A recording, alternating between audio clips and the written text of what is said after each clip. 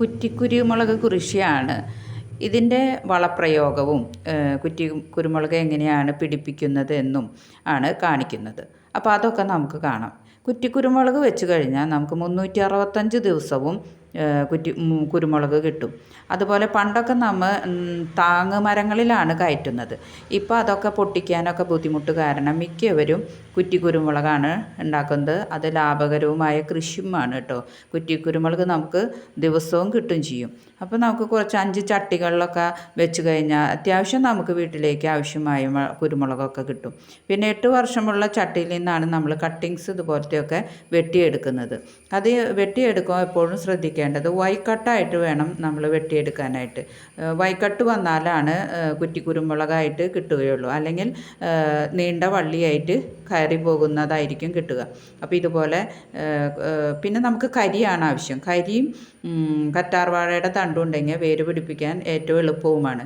കരി ഇപ്പോൾ ഇതുപോലെയൊക്കെ എടുത്തു വെച്ചിരിക്കുന്നതാണ് ഓരോ ആവശ്യത്തിന്. അപ്പോൾ ഇത് നന്നായിട്ട് പേസ്റ്റ് രൂപത്തിലാക്കണം.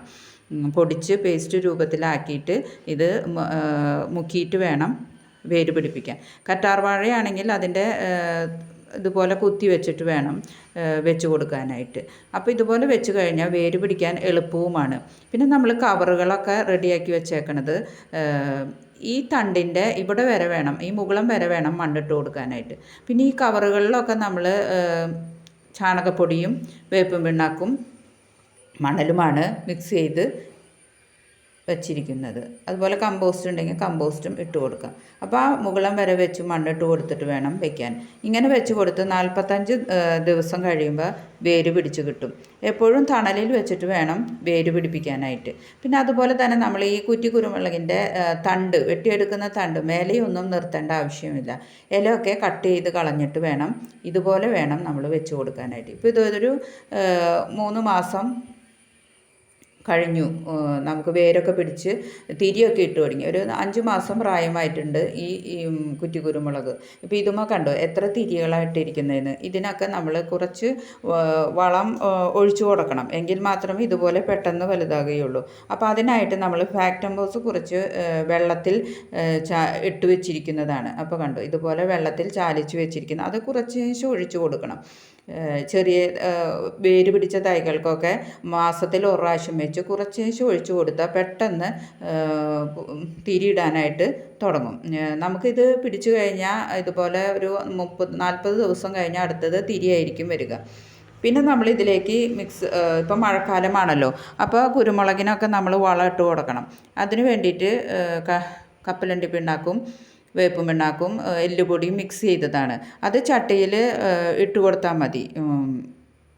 ഇപ്പോൾ ഈ മഴയായത് കാരണം ഡയറക്റ്റായിട്ട് കുറച്ചേശം ചട്ടിയിലേക്ക് ഇട്ട് കൊടുത്താൽ മതി. പിന്നെ പോട്ടി മിശ്രിതം എപ്പോഴും ഉണ്ടാക്കുമ്പോൾ മണ്ണ് ചാണകപ്പൊടി തുല്യ അളവിൽ വേണം ചട്ടിയിലോ അല്ലെങ്കിൽ ഗ്രോ ബാഗിലോ ഒക്കെ ആയിട്ട് നിറയ്ക്കാനായിട്ട്. പിന്നെ ഈ കുരുമുളകിന് എപ്പോഴും വെയിൽ ആവശ്യമാണ്. സൂര്യപ്രകാശം ഉള്ളിടത്ത് വേണം ഈ കുരുമുളക് വെക്കാനായിട്ട്. എങ്കിൽ മാത്രമേ ഇതുപോലെ തിരിയൊക്കെ ഇട്ട് കിട്ടുള്ളൂ. പിന്നെ നമുക്ക് ഇടയ്ക്ക് ഒരു NPK ചെറുതായിട്ട് കുറച്ചേശം നമ്മുടെ ചട്ടിയുടെ ഒരു ഭാഗത്തോ ഗ്രോ ബാഗിൻ്റെ ഒരു ഭാഗത്തൊക്കെ ഇട്ട് കൊടുത്താൽ തിരിയിടാനായിട്ട് നല്ലതാണ് കേട്ടോ. അപ്പോൾ ഇതും നമുക്ക് ഇട്ട് കൊടുക്കാം.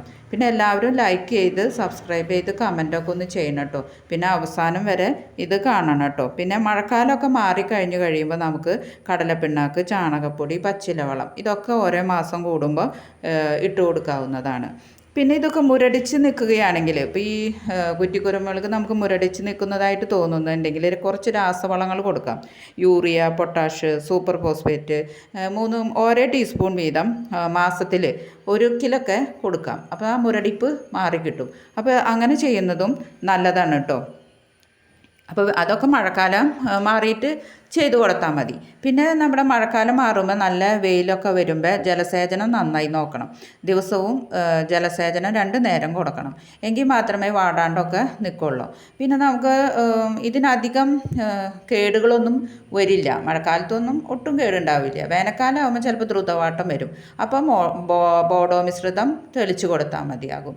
അപ്പോൾ ഇതുപോലെയൊക്കെ എല്ലാവരും വേഗം ഇപ്പോൾ ഈ മഴക്കാലം ആയതുകൊണ്ട് ഇതുപോലെ വൈക്കട്ടൊക്കെ വെട്ടിയെടുത്ത് നമ്മുടെ വീട്ടിൽ കുരുമുളകൊക്കെ ഉണ്ടെങ്കിൽ വൈക്കട്ട് വെട്ടിയെടുത്ത് വെച്ച് കൊടുക്കുക കേട്ടോ, വേര് പിടിപ്പിക്കുക.